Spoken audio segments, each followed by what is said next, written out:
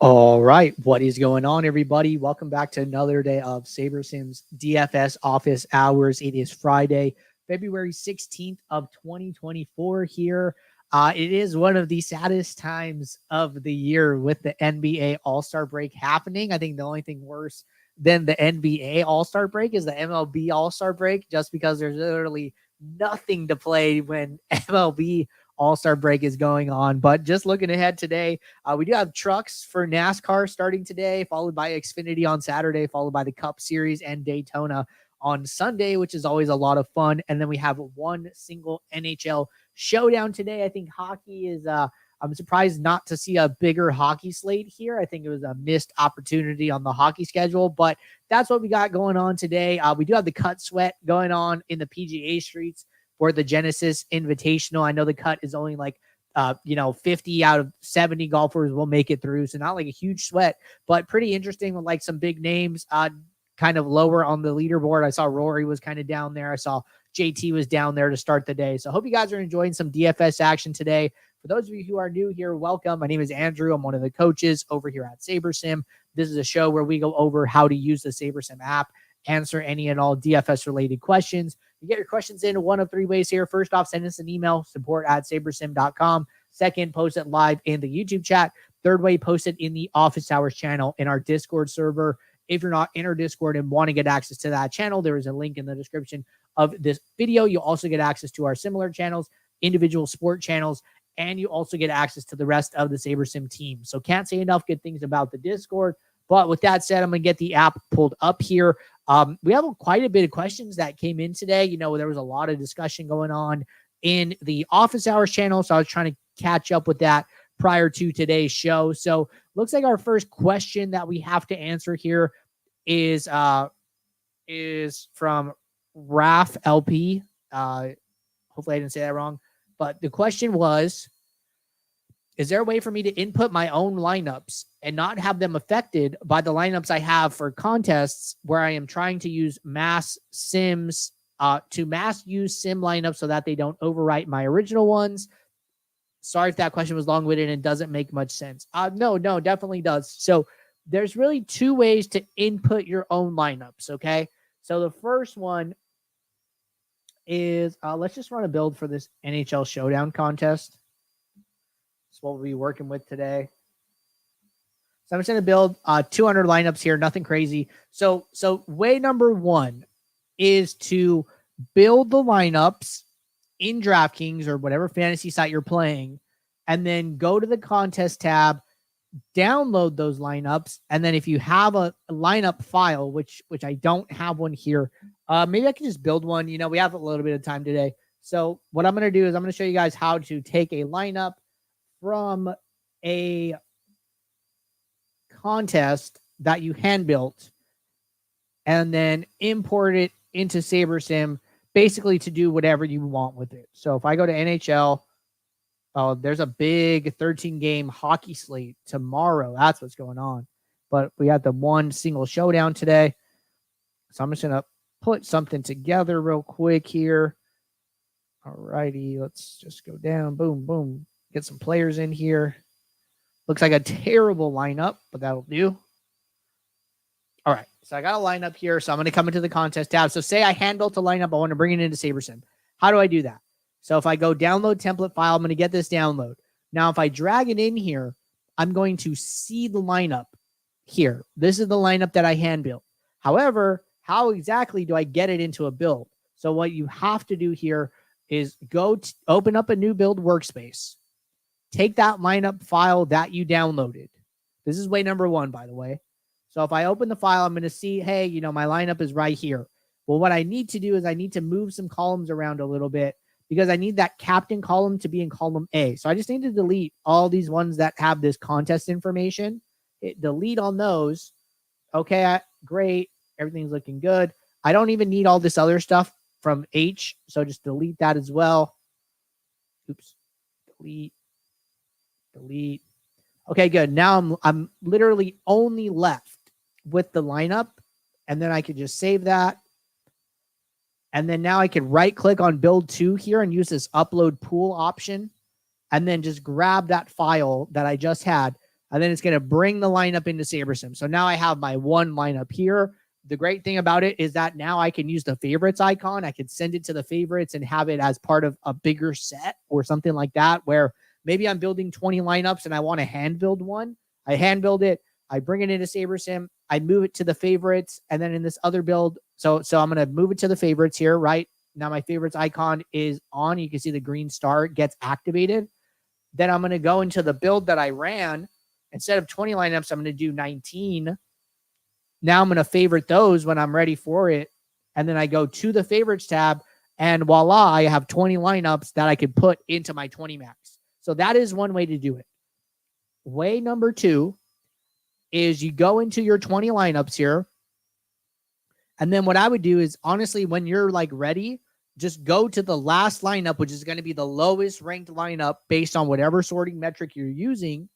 And then go to the pencil icon and then just get rid of these players, right? So I can X out all of these players, and then I can go and put whoever I want, right? So then, I just go pick my captain. I go and I pick all of my flex players. And then once it's filled out, I hit save. And then boom, this lineup gets locked, and it will always be a part of your set.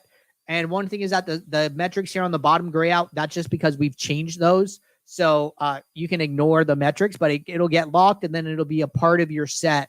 And the builder will prioritize that lineup that you have edited. So those are the two ways to take a hand-built lineup and put it into Saber Sim, either with the entries file or either just rebuilding it by hand within Saber Sim. So both one of those two ways should serve the purpose that you're looking for here. All right. Next question from Henry. If there is a player I want to fade, like say Jemison last night, who I targeted at about 40%, is it better to let the builder work and add exposure caps after the fact, or cap him and build less lineups with him? He naturally, I think, was in over 80% of the pool without a cap. Good question. So I would just do it before the pool. And the reason kind of exactly why you said, you might just end up with so few lineups without him.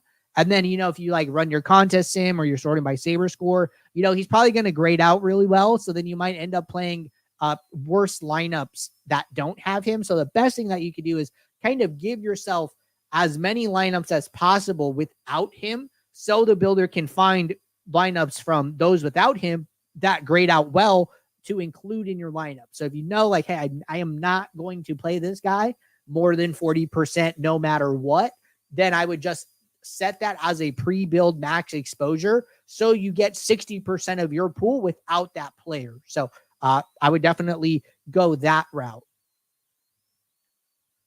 All right. Quick one here from Red Yoda. Just mention it in case anybody else is asking. So Red Yoda asks, are there any projections for COD? I'm not able to build any lineups. So we don't have simulations for COD, which means that we don't have projections for COD. We do have the slates up in the app. So if you guys want to use our optimizer, you can. You would just have to provide your own projections here. So slates are available. We do not have projections at this moment. It is something that we do want to support in the future here, but just something that we have not been able to prioritize. All right. Question from Bill's Nut. And the question says, so there was a conversation yesterday in the NBA chat about whether it is more profitable long-term to go slightly up in buy-in stakes from dimes, quarters, and mini-max, because the winning scores tend to be higher at lower stakes and there are many more entrants, making it harder to win. Following the profit plan, it is recommended to stay at these lower buy-ins, but might it lead to higher ROI to go to higher buy-ins with fewer entrants instead? Okay, so I did miss this conversation, so I didn't catch it. Thank you for giving me the TLDR of it. My opinion, and honestly, guys, like, I had a three-way chop yesterday with AZ350 and somebody else in the piggy bank, which is like 116,000 entries. And the lineup that we won with would have solo binked like the flagship on FanDuel. So like, I feel like I'm in a pretty good position to talk directly about this, considering that I experienced this firsthand yesterday. I'm going to say no. And the reason for that is because I think that a couple things. I think the payout structures are flatter at some of these other contests. And I think that, the time that it could take you to realize that equity is going to be, you might like go broke before you do that. So although that, yes, like, you might be playing smaller contests, like instead of playing, 116,000 entry, you're playing like a, 15,000 entry contest. That doesn't mean that, the contest is like softer per se. Like, remember that the best players have access to those contests, like the Uticows, the Petty Thefts, the Giant Squids, the the Whistles Go Woo, like all those pros are playing those big contests, and these are like guys with massive bankrolls who are very, very good and have built those up over time. So you might like see lower scores winning, but like the question is, can you max that out? Like, can you play that contest every single day of the season for the entire season? And for most of us, the piggy bank is, $7.50 to max. It's a very affordable contest for a large number of lineups. It's a nickel per lineup.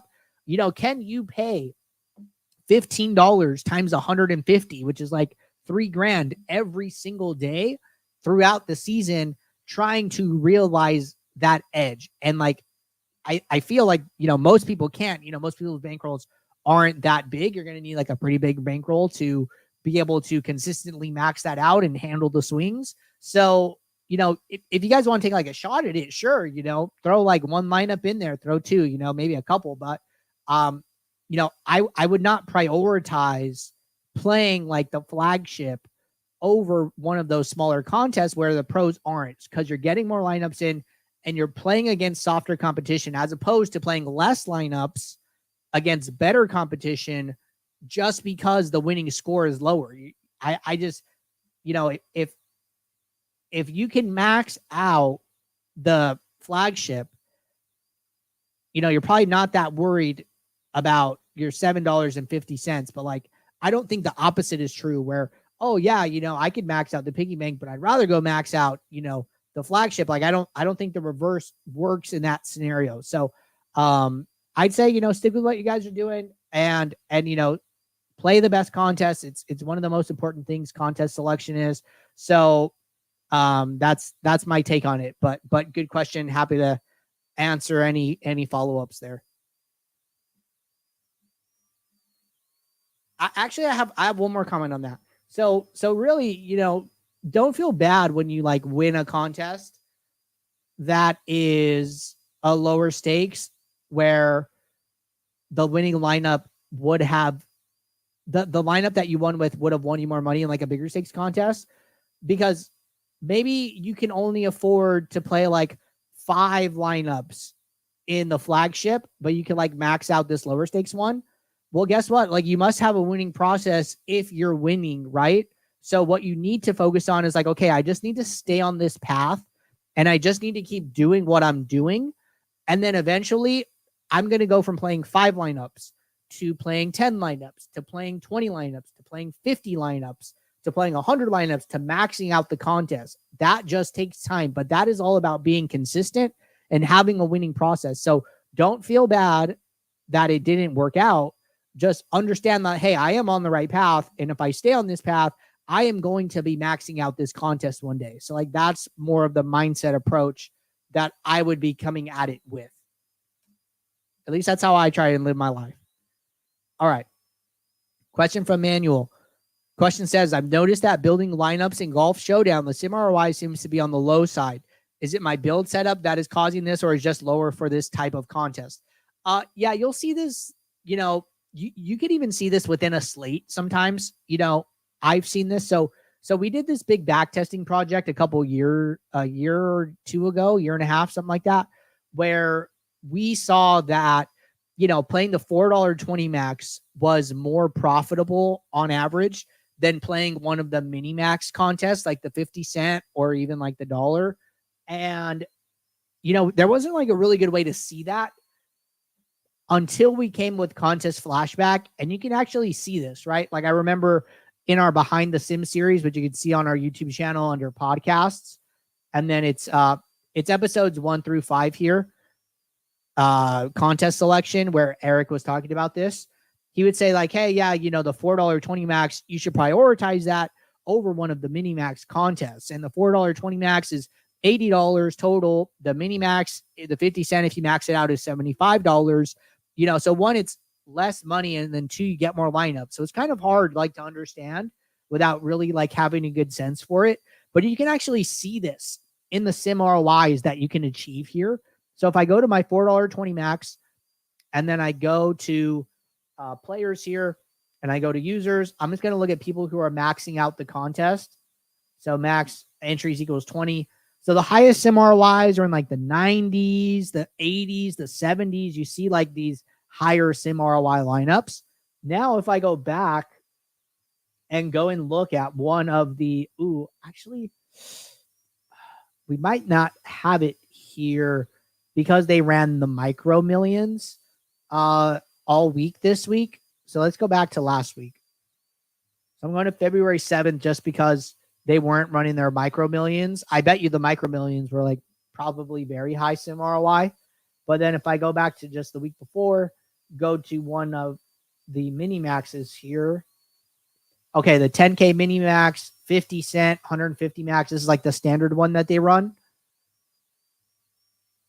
And if I come and look at this, go to users, people who entered 150, sim ROI. So the sim ROIs are a lot lower here, 45%, 30s, 20s, as opposed to those 90s, 80s, 70% sim ROIs that we were seeing. So not only can this happen like sport by sport, but this can also happen like from contest to contest. So like when Eric was saying like, hey, yeah, you should prioritize the $4.20 max over one of the mini maxes, it was kind of hard to like visualize that. But then now you can see it like, hey, just the achievable sim ROIs are different. And this comes down to, how many players does it take to max out this contest?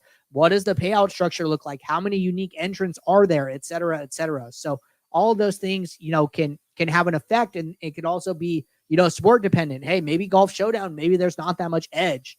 I've looked at the sim ROIs for tennis, like they aren't super high. There is some edge, but it's not like NFL showdown or something like that, where you can see like these very, very high sim ROI portfolios of lineups that can be created. So be aware of those things on like a sport to sport basis, be aware of those things on like a contest to contest basis, and be okay with them and just be aware. All right. Next question from Interrogator. Question says, playing MMA for the first time. Was wondering about mini uniques for this. In builds in NBA, I usually do one less than the max. What's a good rule of thumb for MMA?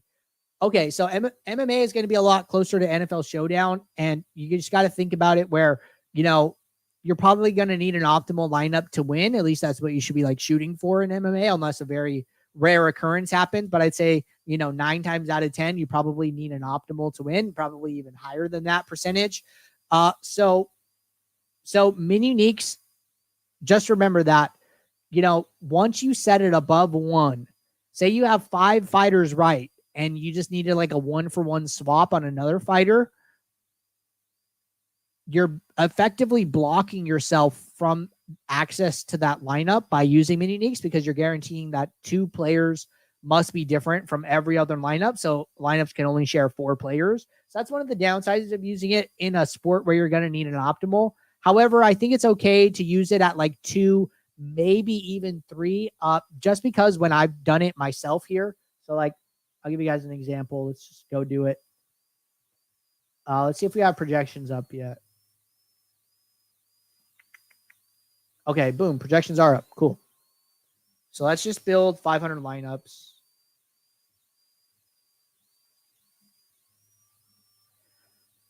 So one thing that I've noticed when using mini uniques is like, yeah, you can block yourself, but 2, just because of the way we're simulating out the fights, round by round, and the way that we're randomly sampling the sims, you could typically use a mini unique of 2 or even 3 without going that far into your pool. So like, that's mostly what I'm concerned about, is like, hey, I'm fine with using mini uniques anywhere from 1 to 3, but how far down in my pool do I have to go when I increase that setting? And we can see that here, right? So our 20 lineups just finished.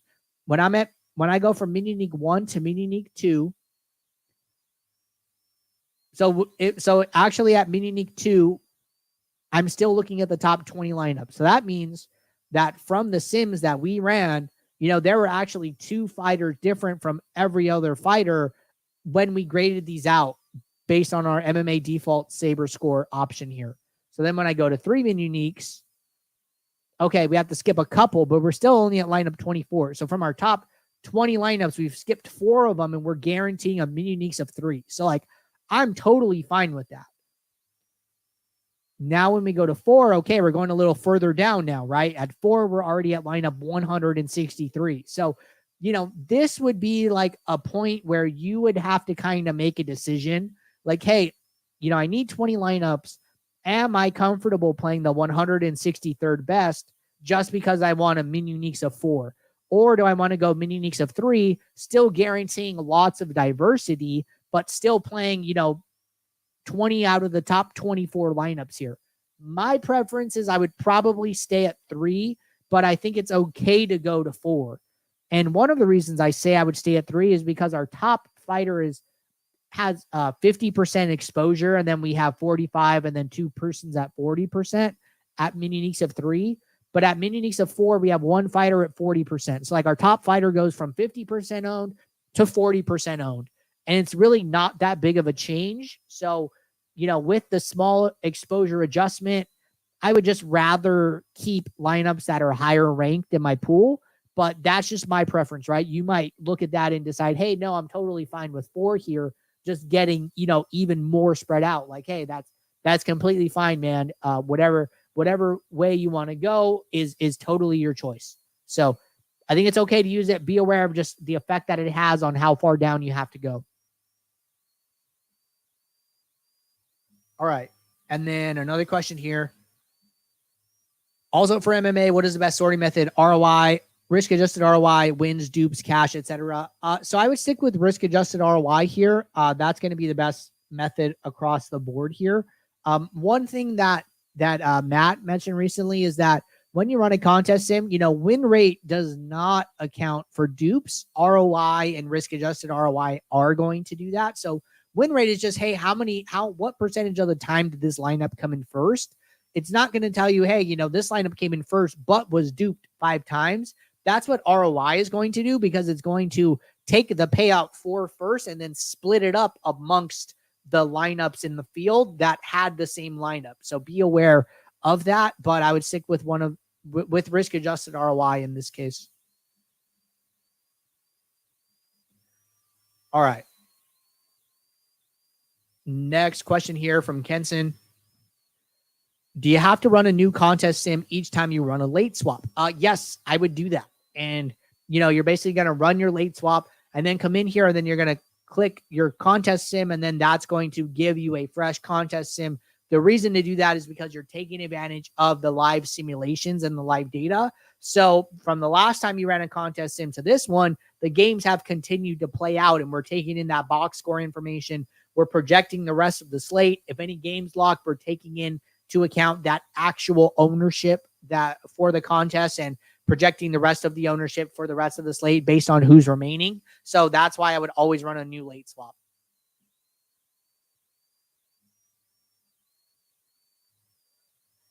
All right. Next question. How can I go about getting projections for college basketball? Do you recommend certain sources for these projections? I am almost positive that our partners over at Run Pure Sports do college basketball projections. So I would check them out if you're looking for projections to see if they have them, but I think they do. So check out Run Pure. Okay. Next question here from Hiker Willie. Any good sources to help determine when EV line four players not on any power play unit may be playable or not? Thanks. Oh, that's like a really hard one. I would say that just think about it like this. the bigger the slate, the less weird you need to get with some of your options here. And then the smaller the slate, the more likely you should be willing to kind of include some of those players. So if you're playing a 2-game hockey slate, a 3-game hockey slate, you're playing this showdown tonight, probably be okay with some of those off the wall plays, especially if they're coming up in the sim through the play-by-play sim that we're running. But if it's a bigger slate, I think it's totally okay to exclude them and just play players from, EV lines 1 through 3, power play 1 or 2. All right. Question from Derek. Will there be projections for the NBA All-Star Game Showdown? No, we will not have projections for the All-Star Game. It's just such a weird format. It's super hard to have, reasonable projections, and so we are not going to have projections for that. All right. Question from Ryan. Hey, Andrew, NHL Showdown is perfect using Saber Sim. Scott has said that he just lets the model do the work for Showdown. Do you think the field will not get enough second and third line players for tonight's Showdown because they don't have something like Saber Sim? If you're building with a traditional optimizer, you're typically trying to pack in as many projected points as possible.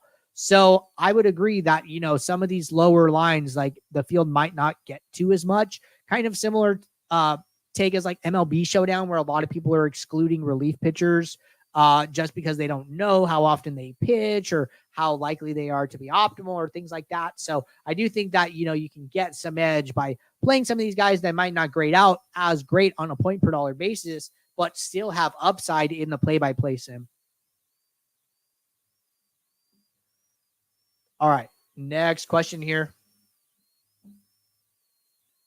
Not sure if you are familiar with the Underdog Fantasy Daily NBA drafts, but is there a good way to use Saber Sim to help with these? Also, are there any planned best ball tools in the future? So I would say for daily drafts, honestly, what I would do is just download the projections and just use them as like your ADP. So, like these are like literally your projection rankings. Just come in here, sort by projection descending, and then use these as your draft rankings. Daily fantasy basketball rankings are going to be like probably pretty soft, just because, it's not like best ball with like football and you have all this time for the market to move, for ADPs to change. It's like literally today and today only. So I would just use the projections as your ranking for drafting. And then the other question was, are there any planned best ball tools in the future? So right now our focus is like primarily on DFS. I think that, hold on, excuse me.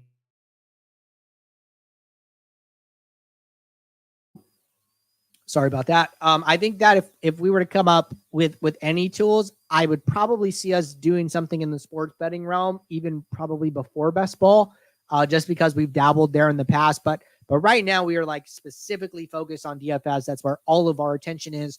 And I don't see that changing in the immediate future. All right. Next question. How many mini uniques do you recommend for NASCAR, specifically for Daytona this weekend? I would take a really similar approach to how we figured that out for MMA. There isn't like a one size fits all, like, hey, 2 is just like the magic number. It's just like perfect. Like, it might be 3. Hey, it might be 4. Hey, it might be 2. Hey, it might be 1. Part of that is, what do your exposures and leverages look like? Part of that is how far down in your pool you're going.